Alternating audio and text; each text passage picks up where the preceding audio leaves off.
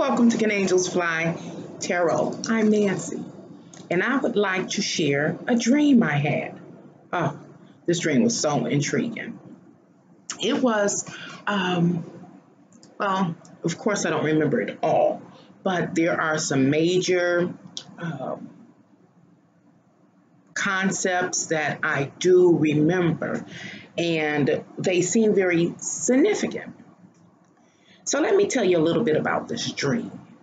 It's a reason that I want to share it, so just ride the wave with me. The little that I can remember about my dream last night was that I was fighting, F-I-G-H-T-I-N-G, fighting with this gentleman, this guy. And this guy is someone that is a local native in my community. I see him every now and then. Why did that guy come up in my dream, as a filler person, a fill-in, a stand-in? I don't know. I do have a theory about it, though. I might remember to share it later on. Anywho, I'm fighting with this guy, and I'm like getting the best of him. I need to stop and talk about the environment in which all of this fighting was taking place. Ride with me now. This was a very, very intriguing dream, and the concept was very, very powerful. Anywho, the environment in which all this fighting was taking place between me and this gentleman it looked like everyday life when you look outside your home or you're in a location, a store, just basic everyday life. However, there was a spirit attached to the space that we were in. So what do I mean by that? You know how it feels to be within your environment, just normal, everyday, regular physical life. And then there is also a spiritual realm that carries an essence. We weren't in either one of those. The spiritual realm has an essence or spirit to it. No. The place that all this fighting was taking place was in this space I've talked about before here on my channel. I talked about a particular space I experienced in the dream state as well. And this space was, I don't even know where it was, but what I do know about this particular space I'm speaking of, it is a place that beings go in order to renegotiate their life contract. That is to say, what a person wants to happen, what kind of events they want to happen, what people they will meet and have an engagement with, whatever that engagement is, that kind of contract negotiation. And it was in this tunnel, salt mine tunnel, with some other beings that wore like ivory linen cloak, and you couldn't see them. I couldn't see them in the course of my dream, but there were multiple cloaked beings there, and they were helping people, individual people, coupled people, group people, do these contract negotiations so they can go back into their lives and have the ongoing experience as they had defined. And this place that I'm speaking of was not either physical, earthly, worldly, everyday, nor was it spiritual realm. It was somewhere maybe in between. So last night, this fight I'm talking about was taking place in a space that carried the same spirit. And only a person that has had the discernment, I'll say, to be able to identify the various spirits or essence associated with different places and spaces or realms will probably know what I'm talking about. What made this space that I've been speaking about unique? How do I know I was in that space? Let me see if I can define it or describe it. It is almost inconsequential. I think that's a word. Inconsequential. That sounds right. I don't know. What do I mean by that? Let me see if I can make it make sense. It counts, but then it doesn't count. You know, it counts, but it doesn't count. It doesn't count, but it counts. Um, it's like in that space, you are creating what will manifest. So it counts, but it really doesn't count because the actual manifestation takes place in like this physical realm we're in. So I hope that wasn't too confusing. Just ride with me. I asked you to just ride with me because, again, the concept that it covered was intriguing. So this dream where I'm fighting with this guy and I'm getting the best of him and we fighting, and he was an African American male. He wore glasses. Again, it's truly in my real time life, one of the local natives that I see every now and then. Why do I think he was there? Well, I have a theory that just maybe at some point in time in our existence. When I say existence, I mean from the moment we separated from divinity, from the all, and split, we may have had some experiences or karmic meetings or things we had to resolve, and so in real time in my life, this guy I see every now and then. This guy is a part of my environment in some way. However, either we've already dissolved the karma, this is just my theory, and therefore we have no reason or purpose to intimately connect. And I bring that up because multiple times he and I have engaged in conversations, but I don't have an interest in him, that kind of thing. And so we acknowledge each other when we see each other, but it's like it's nothing there. It's nothing to be exchanged or it's nothing to be learned. Now, that's my real life experience with this dude. And so when he popped up in my dream, and I haven't seen him in a while, I was like, why would he pop up? Him of all people? But I was like, okay, I'm going to ride with it. As I began to interpret the dream. So that's what I came up with. Sometimes since we all came from divinity and divided into individuals and had all of this eternal life experience, that this unending story, at some point in time, he and I may have crossed roads, which has brought us to the current day and reality that we are within the same environment still very close, but not this time. We don't need to interact. There are no issues that exist that he or I need to handle in relationship to each other. No problem. So, this fellow and I are fighting like cats and dogs. And we are in this space, but this space is decorated, I'll say, with, I remember, white walls, countertops, and square window panes like you might see in a store, with multiple large panes seen together. So they just kind of look suspended, but seen together by some white putty strip or something like that. And there are other people, fillers, sit-ins, what do you call them in movies, where you just have people sitting in the background. There were other people around, a few other people.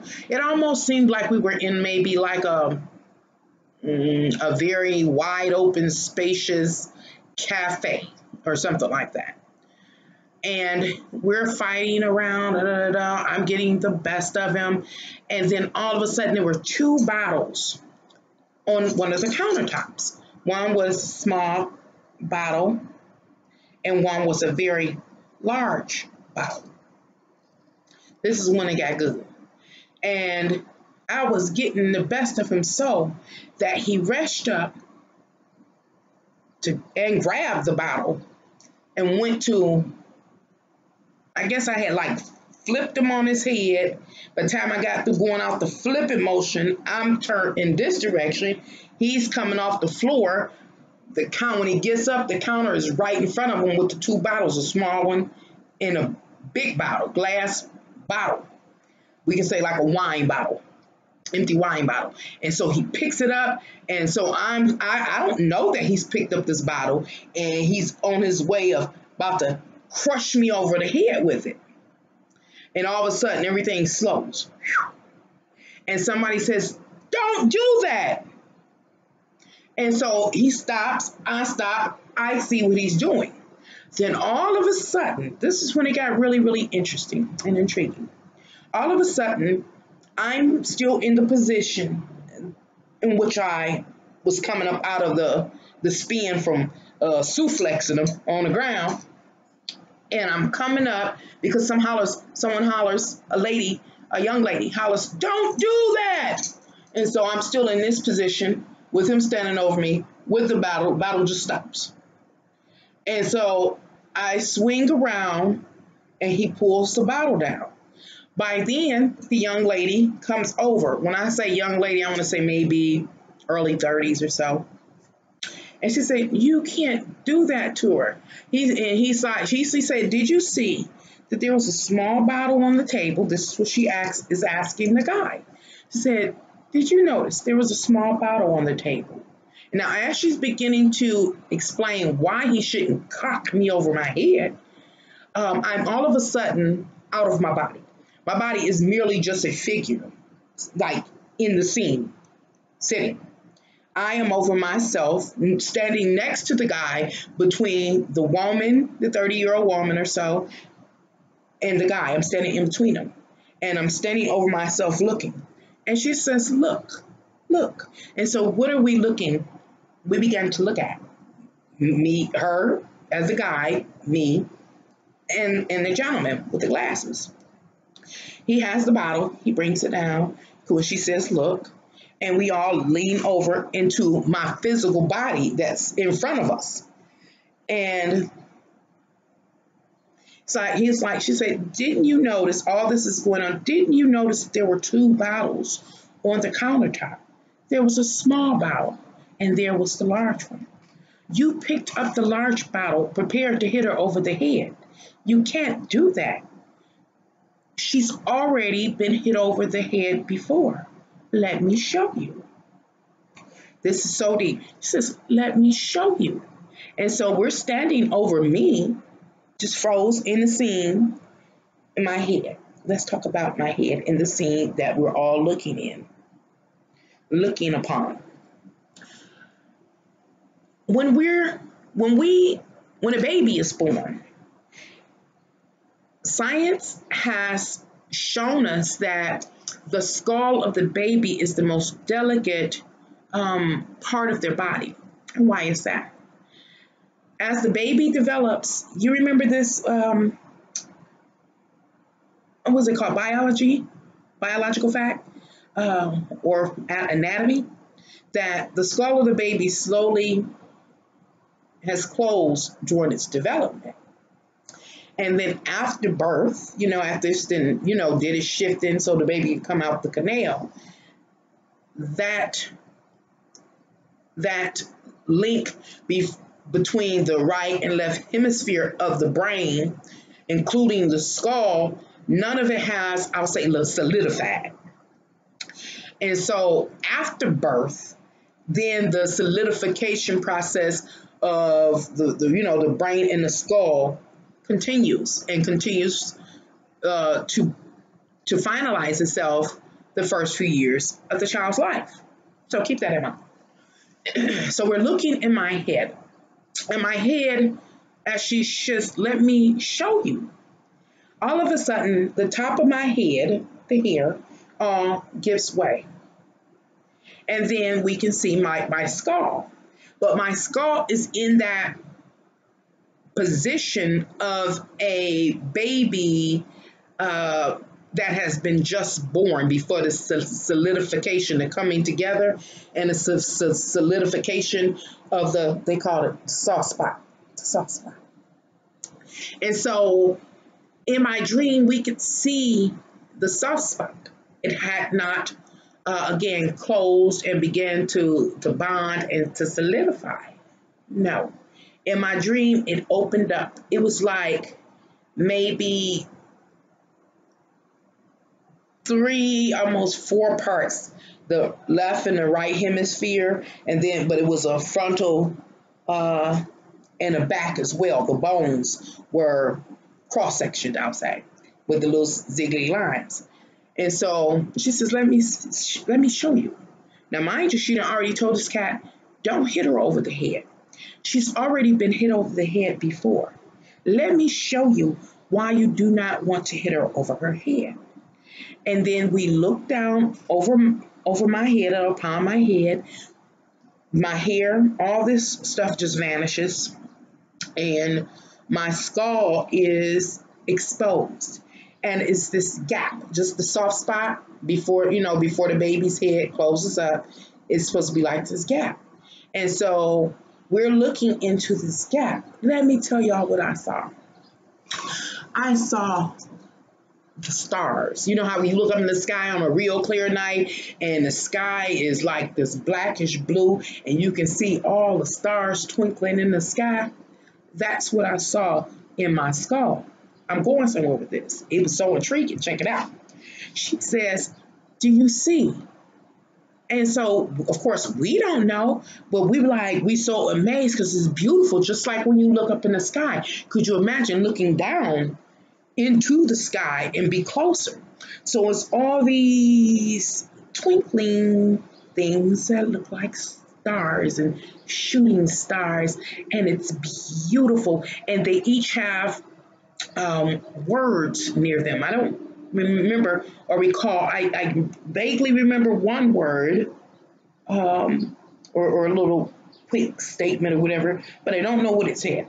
But many of them had words, just like when you see an imagery of our astrological alignment, and it has, oh, this is constellation Leo, and it breaks down all the stars in there. This is constellation Cancer, and these are all the stars there, and they're in their appropriate space in our sky, right? So this is the same concept that we are glancing upon in my skull as I sat there frozen in the scene.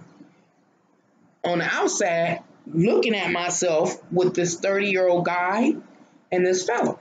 So we're looking at my skull. It's open.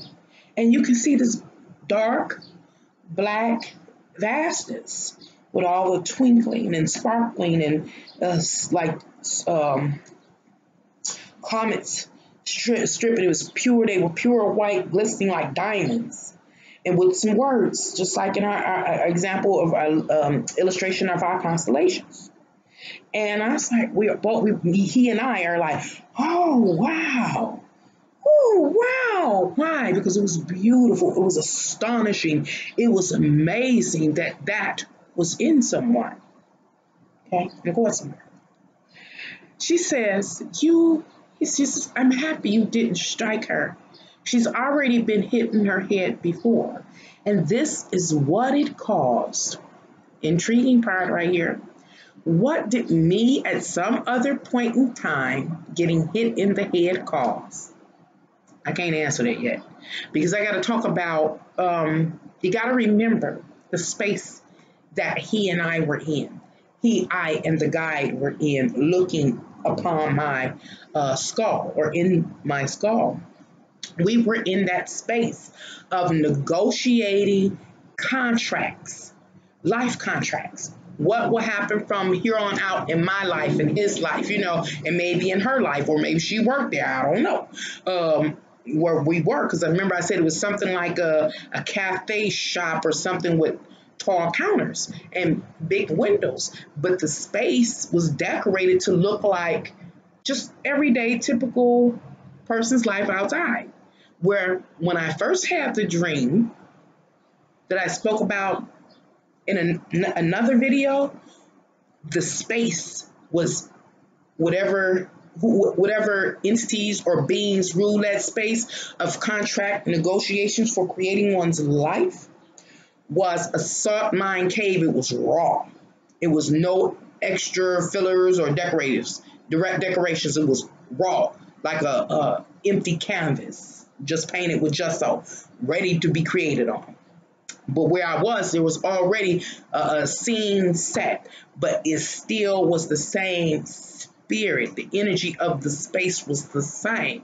So I knew I was dealing with the same space of contract, life contract negotiations. What kind of experiences I want to have, what kind of experiences I need to have, who do I want to have them with, etc., etc. How long do I want them to have, those kind of things. So back to what were the effects of me being hit in my head with a bottle before? Who might have hit me in my head with a bottle before? I don't know. But obviously it happened during another contract negotiation phase. Okay. So now I'm in a situation where I'm about to get hit over my head again.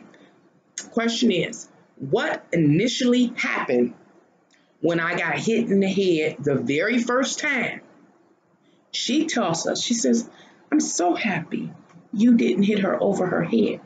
She's been hit on top of her head right here where the space is open and we're looking down into my cosmos of stars and constellations and things like that.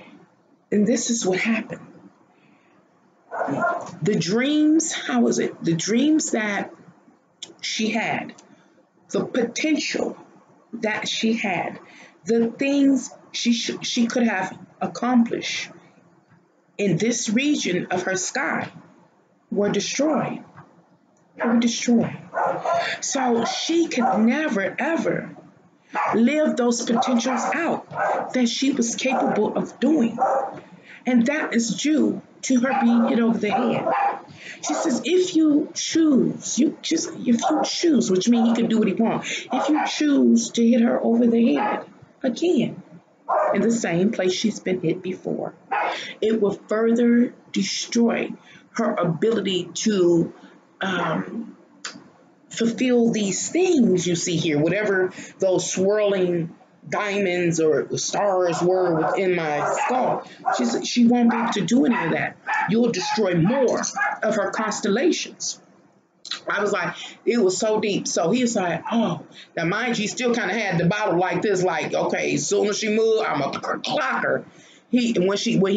After she explained why it was beneficial for him not to hit me in my head, not that it would benefit him any, possibly. It was just like, it made sense, and he just lowered the bottle. I was like, wow. So when I woke up, I was like, that's deep. My first question was like, why was he a filler? I already shared my theory on that. Now I want to share my theory about why or what symbolism may be related to us looking into my brain and seeing all the stars and the constellations with the words. What were the words associated with those twinkling diamonds or stars in my brain? Those were, again, like she said, those were possibilities, potentials to be an artist, to be a singer, to be a writer, to be a scientist, to have a steel hand, to have a piercing eye. Those type of skills that depend on the making of a person's brain. Okay, it goes deeper.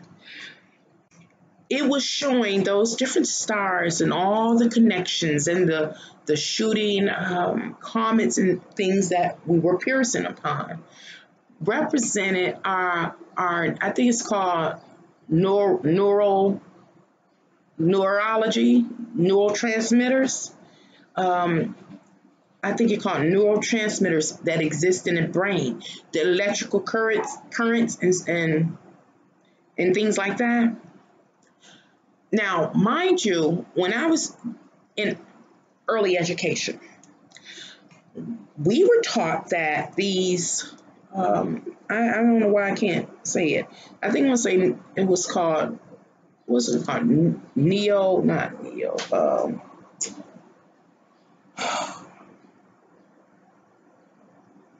Brain fart and freeze. Which one? Both. Neural sparks and neural transmissions or transmitters and pathways are slowly developed when we or after we are born and continue to synapses making the connection, like making the connection, helps to develop our abilities, mental abilities, cognitive abilities, and those different things like that throughout our life, especially in our early years. And so all of that, all those, that celestial,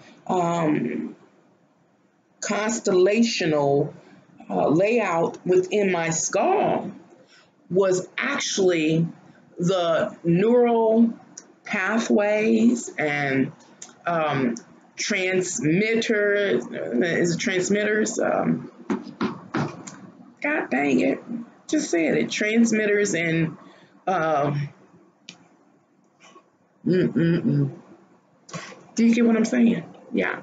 Those kind of connections, neural connections and synapses, I think is what I really want to talk about, because synapses grows. That's the branching of the electrical waves, the various pulses that run through our brain. It's like drawing a line between seeing and touching. What is that? Like the sporadical seeing and touching. That's a skill to be able to combine seeing with touching, space. That's a gift. And it's developed over time. That can do what? That's the kind of gifts that helps people walk tight ropes and do, real like daredevilish kind of things are like examples. Why? Because they can see, eyeball it, and have that, appropriate measurement so they can walk across the tightrope.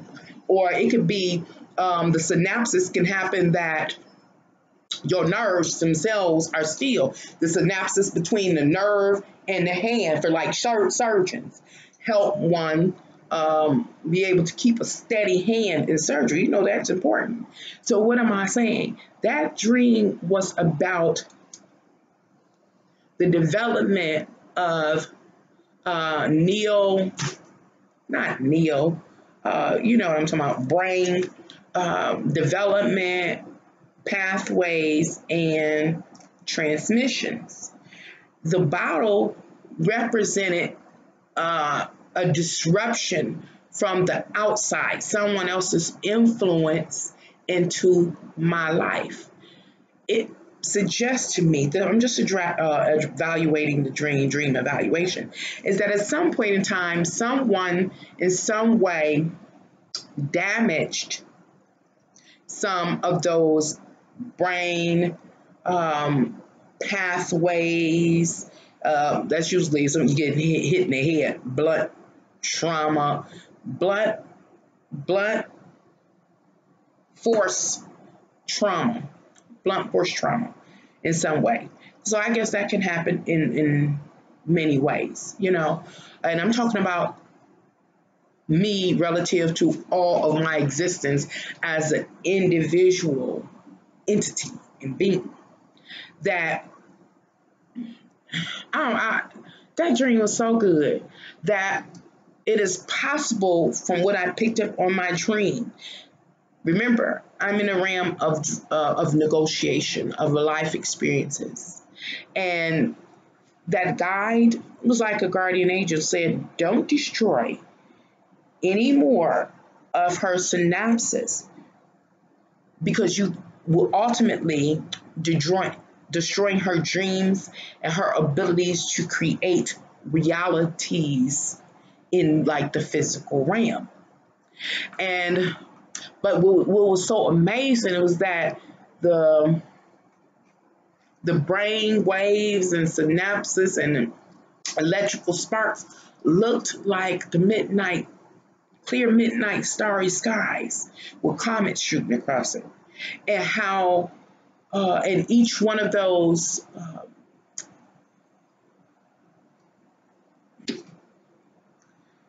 I'll say, points in the brain were governors over a particular physical ability. And each one of those points need to be able to reach out and touch another point in order to come together and combine, like I was talking about, the ability to be a tightrope walker or a surgeon or a mathematician, those kind of things. And the bottle and being struck over the head prior should kind of reveal to me that it's possible that in some past life I may have suffered some type of damage to my constellations, my astronomy, my I'm talking about more spiritually now, divine brain wavelength that may have affected and influenced my life by the way of damaging certain what's it called, cortexes, therefore making it unable for me to create certain realities. And in the dream, that guardian did not want to permit any further damage to my what cortex, I want to call it, my cortex, cerebral cortex or something like that. Didn't want to permit any more damage. Why? Is it possible because I have more existence and experiences, even whether it's this life or reincarnation into another? And her plea and her revealing why it was important for me not to be struck again in that very soft spot was to ensure that I have at least a certain set of abilities available to me when I take form, whether it's this form or the next. I just thought that was intriguing. And why might that dude, it was one more thing, why might that, even though I was getting the best of him, want to hit me in the head with a bottle? And I had came up with a dream analysis about those bottles. It was something about, it was something about that one bottle being big and one being little. It was something about his anger toward me. Remember, I'm not just talking about in this lifetime, I'm talking about for my existence in individuality or in separation from the all. We're all individuals because we separated from all.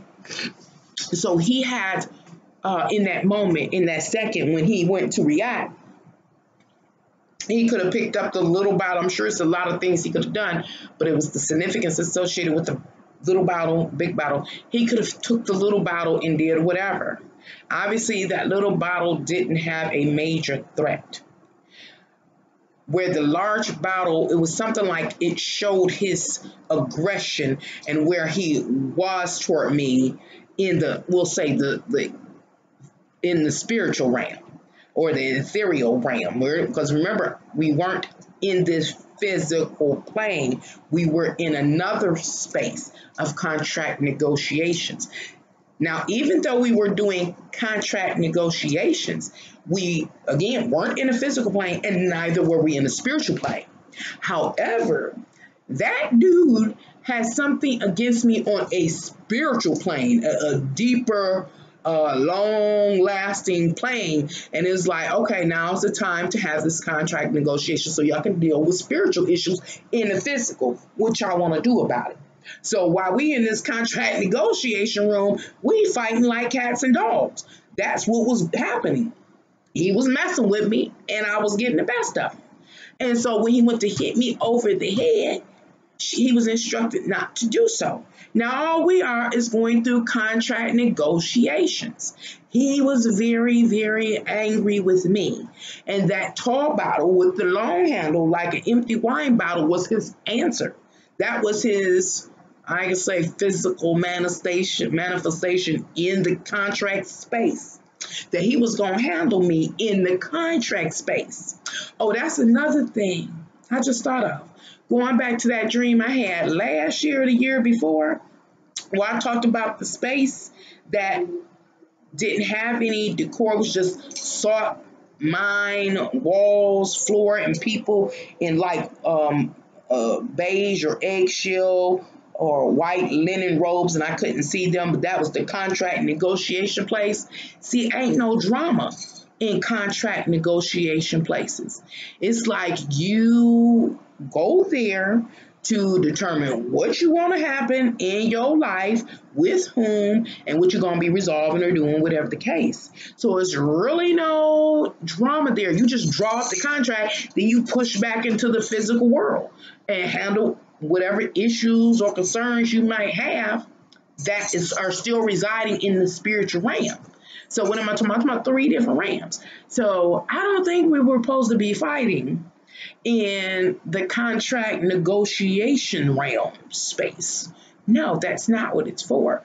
But I think had he struck me with that battle, that's what will have manifested, based on what I'm seeing, drawing the correlations, into my physical space. But she stopped it. And whoever that was, I'm thankful for that woman. She says, don't do that. Don't do that.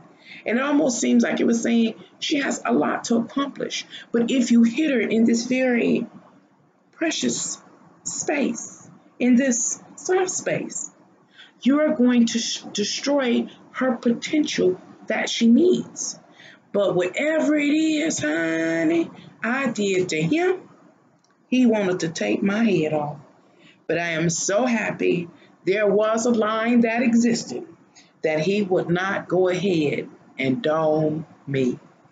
Now, I just wanted to share that dream. It was highly intriguing to me because it dealt, like I said, with the space of negotiation. It dealt with the physical plane, and it dealt with the spiritual realm. It dealt with the stars in our sky above us as a part of what's in us, actually, in reality, and how those synapses, those neural synapses and my goodness, if I can think of the terms, that are constantly sparking in our brains are highly significant to who or what we will become or what we can accomplish. And how that was just an amazing dream, because it showed that our experiences in the physical world are for us to handle spiritual issues that we may have come to experience as we interact with one another, separated from divinity.